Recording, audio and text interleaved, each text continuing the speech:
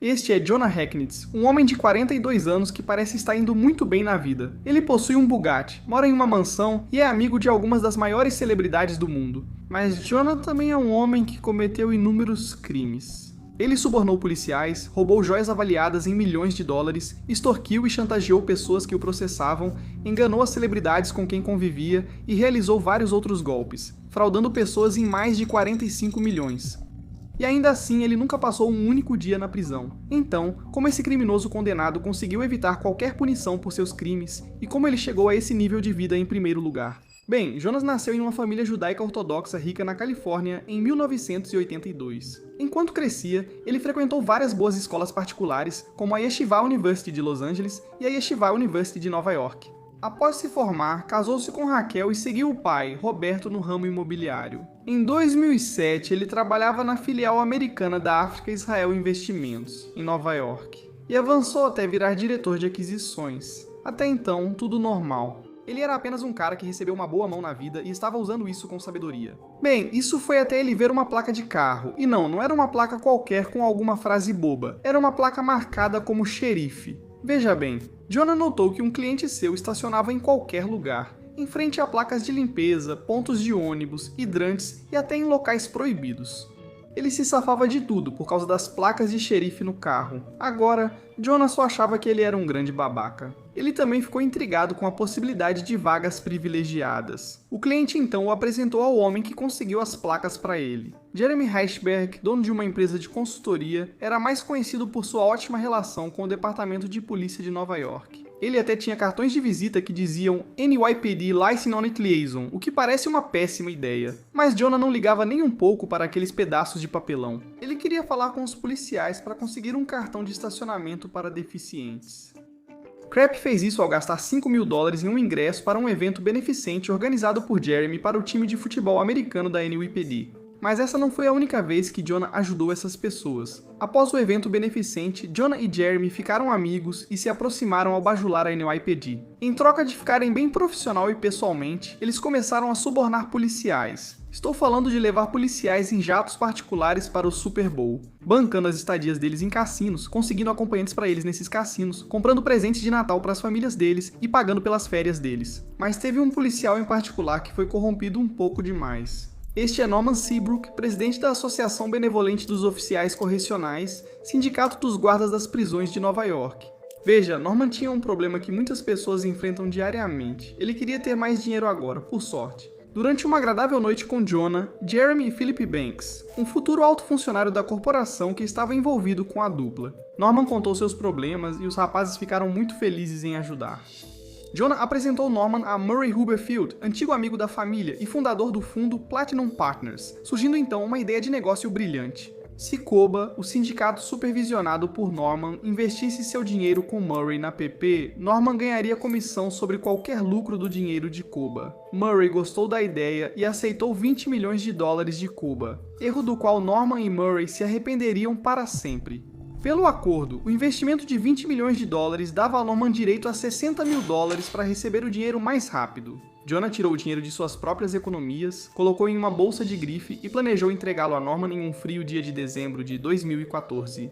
E o plano deu certo, exceto pelo fato de que as autoridades acompanharam tudo isso por mais de 2 anos. Desde então, os investigadores desmantelaram o maior escândalo de corrupção moderna em Nova York e puniram os responsáveis. Norman foi condenado a 58 meses de prisão e obrigado a pagar $19 milhões em restituição para Koba. Jeremy pegou 48 meses de prisão, Murray recebeu 30 meses e também teve que pagar 19 milhões em conjunto com Norman. E Philip não recebeu nada porque se demitiu dias antes de sua grande promoção. Definitivamente nada suspeito, mas Jonah, bem, ele não recebeu nada. E nem precisou sair do emprego de repente para isso. Ele acabou se tornando talvez o maior dedo duro de todos, ajudando investigadores e a polícia de Nova York a expor todo o esquema de suborno dele e de Jeremy, que é amigo. Como parte do acordo de cooperação, ele admitiu culpa por conspiração para a fraude eletrônica de serviços honestos, subornando policiais, e aguardou a sentença. Então, o que ele fez? Depois de destruir completamente seu nome em Nova York, ele voltou para seu estado natal, a Califórnia, em 2017 para começar outro esquema, um que lhe daria vastas conexões. As pessoas sonhavam com um estilo de vida incrivelmente luxuoso, e havia um monte de gente que queria que ele apodrecesse na prisão para sempre. Mas antes de fazer tudo isso, ele precisava de um lugar para ficar.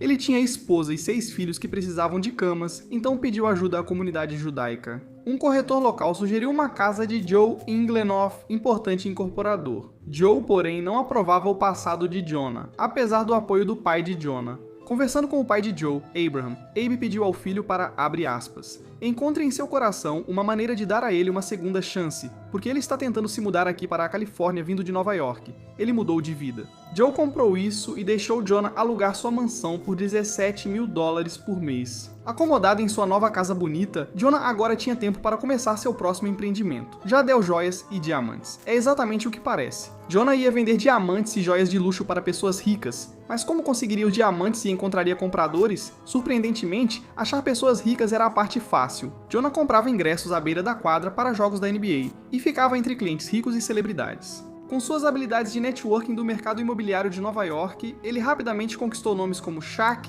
Justin Bieber, Kardashians, Floyd Mayweather Jr. e outros. Isso é ótimo. Mas ele ainda não tinha o que vender, então Jonah usou de novo suas habilidades de networking, agora com outros negociantes de diamantes. Ele entrava nas joalherias locais e conseguia joias emprestadas em consignação pelos proprietários. A indústria de diamantes se baseia principalmente na confiança, com muitos negócios feitos em consignação ou memo, que funcionam assim. Jonas pegava algumas joias de outra pessoa e tentava vendê-las por mais do que essa pessoa estava vendendo para ele, digamos por $1 milhão. Se Jonas vendesse por mais, digamos 1,5 milhão, ele ficava com o lucro de $500 mil e devolvia o restante para a pessoa original. Quero dizer, para mim, fazer acordos de aperto de mão por produtos que valem $milhões é absolutamente bizarro, mas ele fazia funcionar. Jonas fez muitos desses acordos com um homem chamado Pedro Vutsis, mais de 30 para ser exato, totalizando $39,4 milhões. Das estrelas que ele trouxe para perto da quadra, talvez o pai do João estivesse certo. Jonas estava fazendo negócios legítimos, ganhando muito dinheiro e parecia realmente ter mudado. Quando as coisas esquentavam com Jadel, Jonas precisou voltar para Nova York para sua sentença. De volta a Big Apple, Jonas prendia o cabelo e pedia ao juiz que fosse indulgente por subornar policiais, e ainda contava com apoio. O pai dele, a esposa, o senhorio e outros estavam lá para dar depoimentos de apoio e tentar convencer o juiz de que Jonas havia mudado. No entanto, nada disso colou, disse o juiz. Abre aspas. Ele desvaloriza as pessoas, explora suas inseguranças e sua busca por bens materiais e faz exatamente o oposto. Ele diminui tanto as pessoas por tentarem agradá-lo. O juiz Allen Hellerstein sentenciou Jonah a 5 meses de prisão, 5 de prisão domiciliar e restituição de $10 milhões para Coba. No momento, isso pouco importava, pois Jonah só precisava recorrer e pagar a fiança. Logo, estava livre para voltar a Los Angeles e seguir crescendo. Jadel. Mas as coisas também não iam tão bem na Califórnia. Isso não seria um problema se Jonah fosse realmente honesto sobre mudar e se reinventar, mas não era o caso. Depois de um tempo de relacionamento com Jonah, Peter começou a perceber que algumas das joias que ele deu para Jonah não estavam sendo vendidas por meses. Além disso, ele recebia mensagens de texto desesperadas de Jonah quando era confrontado sobre isso. Nessas mensagens, Jonah admitia estar passando por uma grande crise e uma situação legal. Porque um cliente não sabia sobre a minha situação legal, surtou e quis reverter transações anteriores. Bem, depois de uma investigação bem superficial, Peter descobriu que Jonah, na verdade, estava penhorando suas joias para conseguir empréstimos em dinheiro de $milhões. E pior, ele não era o único afetado por essa loucura. Outros joalheiros que lhe emprestaram peças também não recebiam seus $milhões no prazo. Não só porque Jonah estava levando os produtos deles para casas de penhor, mas também porque ele estava usando as peças como garantia para conseguir empréstimos empresariais. Para Jadelle, Peter e outros joalheiros que Jonah enganou, todos processaram ele por essa fraude, alegando prejuízo de $15,5 milhões, e eles até tentaram fazer com que Jadelle entrasse com pedido de falência, para que pudessem recuperar seus ativos mais rápido. Mas, por algum milagre, Jonah foi salvo da encrenca mais uma vez. O administrador da falência do caso Jadelle solicitou arquivamento, porque era improvável que gerasse qualquer recuperação financeira, resultando em um pagamento de acordo relativamente pequeno de $215 mil. Você pensaria que após subornar a polícia e roubar milhões em joias e dinheiro, Jonah olharia no espelho e perceberia em que parasita se tornou. Esses eram crimes financeiros graves que ele estava cometendo, então com certeza ele teria parado depois disso. Não, subornar a polícia e enganar pessoas para roubar milhões de joias não foi suficiente. Não, ele queria embarcar em mais um empreendimento para ganhar muito dinheiro, e ele sabia exatamente com quem começar. Você se lembra desse cara de antes, sabe? Um dos melhores boxeadores de todos os tempos que comprou joias do Jonah? Pois é, Floyd Mayweather Jr. também queria ganhar uma grana. Por motivos que não entendo, ele confiou em Jonah e se uniu a ele para organizar um grande evento de boxe que certamente os faria ricos. Enfrentando Logan Paul? Acho que tem alguém pendurado ali. Jonah fez parte da luta de boxe de 2021 entre um dos maiores do esporte e o ex-babaca do Vine, e ele esteve envolvido de forma importante. Jonah atuou como agente e porta-voz de Floyd, comprando itens de luxo e oferecendo oportunidades de investimento em ingressos em seu nome. Para a próxima luta, Jonah planejava arrecadar $1 milhão em investimentos para ingressos. Vender esses ingressos por até 10 vezes o valor original e dar a quem investiu neles 25% do lucro. E quem seria o homem ou a mulher de sorte, ou melhor, tolo o suficiente para fazer negócios com esse cara? Ninguém menos que o próprio senhorio dele, Joe Inglehoff.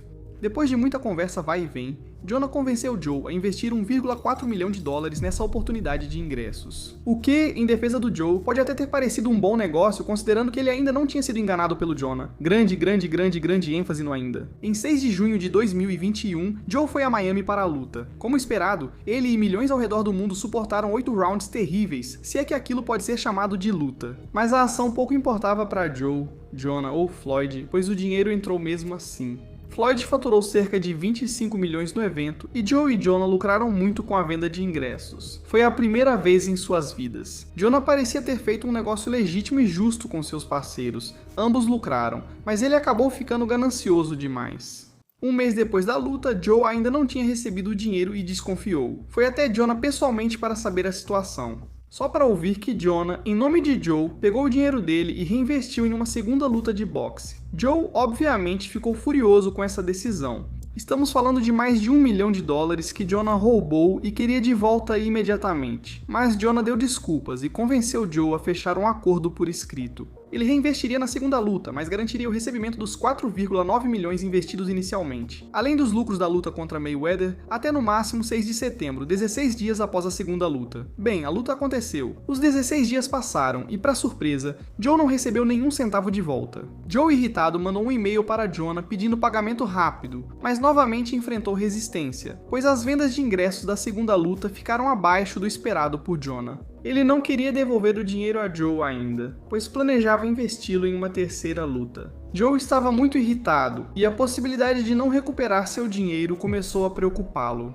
Esses pensamentos logo sumiram quando o pai de Jonah, novamente defendendo o filho inútil, jurou sobre uma Torá diante de Joe, que ele mesmo garantiria agora um pagamento de 5,7 milhões pelo novo investimento. Agora, com certeza, isso seria o fim das enrolações, certo? Agora, duas pessoas juram que Joe seria ressarcido, mas essa tentativa também fracassou. E quando chegou a hora de Joe receber o dinheiro dele, ele foi surpreendido com uma notícia incrível. O dinheiro dele seria colocado em... Não estou brincando, uma quarta disputa. Isso mesmo, 4 disputas. O dinheiro de Joe foi investido sem o conhecimento dele, e a essa altura ele já sabia que tinha perdido tudo. Então por que diabos Jonah não pagou Joe depois da primeira disputa? Esse foi o único evento de sucesso em que investiram, e ambos teriam ganhado milhões. Isso porque Jonah estava envolvido em outro golpe. Ele participava de um golpe de shitcoin, que ainda não mencionei. Vocês notaram o logo gigante no short do Mayweather enquanto ele fugia do Logan Bear e o abraçava? Bem, esse era o logo da Ethereum Max, a criptomoeda exclusiva aceita para a compra de ingressos online para o evento. E Floyd não foi o único famoso a endossar isso. Paul Pierce, Antonio Brown, French Montana e Kim Kardashian foram apenas alguns da longa lista de celebridades que Jonah pagou para promover a moeda. Ele possuía a maior parte da propriedade e, como em todo clássico golpe de tapete, assim que os endossos foram ao ar e o preço subiu, Jonah começou a vender tudo. Ele faturou centenas de milhares de dólares vendendo tokens EMAX quando a moeda estava no seu preço máximo, derrubando o valor da moeda em 93% em apenas 2 meses, e inevitavelmente ferrando todos os fãs que investiram nisso. Felizmente, essa queda suspeita no preço levou 10 pessoas a processarem a empresa e a serem investigados por fazerem declarações falsas e enganosas aos investidores. E falando em investidores, Joe se cansou das besteiras de Jonah, principalmente após ver a notícia sobre a shitcoin, e resolveu se vingar por conta própria. Depois de 8 meses esperando pelo seu dinheiro, Joe finalmente entrou com um processo contra Jonah e Floyd por quebra de contrato, pedindo um pagamento de 15 milhões de dólares. Mas Jonah não ia se desanimar com esse processo, já perdi a conta de quantas pessoas o processaram. Então fica claro que Jonah sabe evitar essas batalhas judiciais, apesar de todos esses processos. A briga de Jonah com Joe se destacou em particular, principalmente porque Joe foi ameaçado o tempo todo por Jonah. Em 7 de fevereiro de 2022, poucos dias após Joe abrir o processo, ao sair do escritório, 2 homens grandes o abordaram dizendo: "Fomos enviados por Jonah, você está mexendo com a pessoa errada de novo." Essas ameaças, totalmente desnecessárias, só aumentaram. Jonah ameaçou a esposa de Joe em frente à casa dele, dizendo que as coisas piorariam rápido. Também gritou com o filho de 15 anos de Joe em um restaurante. Ele estava lá fazendo um gesto ameaçador e dizendo: "Você tem algo a me dizer?" Depois ainda mandou capangas abordarem a filha de 20 anos de Joe no estacionamento. Outros também gritaram com ele e sua esposa em um restaurante de sushi: "Ei, seu sonegador de impostos, Floyd vai acabar com você, Jonah vai acabar com você." Já está um pouco exagerado agora. Como qualquer um faria nessa situação, Joe entrou com uma ordem de restrição contra Jonah e até levou algumas dessas ameaças ao FBI. Logo após enviar essas informações, enfim, uma boa notícia chegou até ele.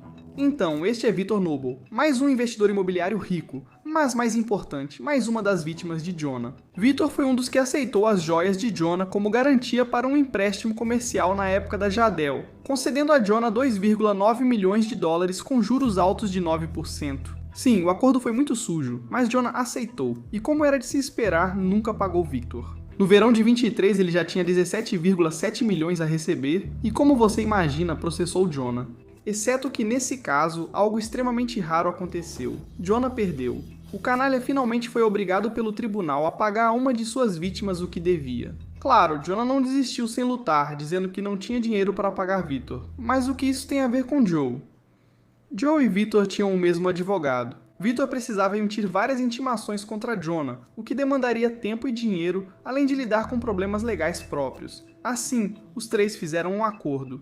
Joe compraria a maior parte do dinheiro do acordo de Victor, ficando com a maior fatia. Em troca, faria o trabalho sujo de protocolar as intimações para provar que Jonah podia pagá-los de volta. Ele criou uma empresa de cobrança, hilariamente chamada de PayUp Jr., para ser a entidade oficial a receber o pagamento, e saiu para resolver tudo de uma vez por todas. Mas ele teve sucesso nisso? E quanto aos inúmeros outros processos contra Jonah, como eles terminaram? Bem, se você fosse um psicopata torcendo pelo Jonah esse tempo todo, eles foram ótimos. Peter e os demais joalheiros que negociaram com Jonah resolveram seus casos silenciosamente. Os 10 investidores da Ethereum Max não ficaram satisfeitos, pois Jonah não foi multado pela SEC, ao contrário das celebridades que promoveram. Joe ainda não venceu o processo dos ingressos nem conseguiu o dinheiro de Jonah no caso Victor. Mas o pior de tudo é que pelo único crime ao qual Jonah se declarou culpado, ele saiu incrivelmente ileso. O Tribunal Federal de Apelações acabou anulando sua sentença original por subornar a polícia. Como o juiz tinha possível conflito de interesse por relação com alguém da Platinum Partners, foi designado um novo juiz para o caso. E eles reduziram significativamente o pagamento de Jonah Coba para 891 mil, uma queda enorme em relação ao que era antes. E até hoje, Jonah não cumpriu um único dia de prisão por este caso ou por qualquer um dos processos contra ele. No entanto, isso não significa que toda a esperança está perdida. Alguns grandes casos seguem em andamento, como os processos da Emax, de ingressos de Joe e de suborno à polícia. Ainda existe boa chance de Jonah ser preso por suas ações, mas até agora ele segue livre. Mesmo depois de roubar cerca de 45 milhões de dólares em joias e dinheiro, extorquir, chantagear e ameaçar pessoas, comandar vários golpes e assaltar um dos maiores departamentos de polícia dos Estados Unidos. Além disso, este vídeo foi amplamente baseado no artigo incrível escrito por Miranda Green, intitulado Tudo o que Reluz, cujo link está na descrição. Se quer outra história de vigarista, veja meu vídeo sobre Rudy Kurniawan, que aplicou um golpe de 35 milhões de dólares com vinhos falsos.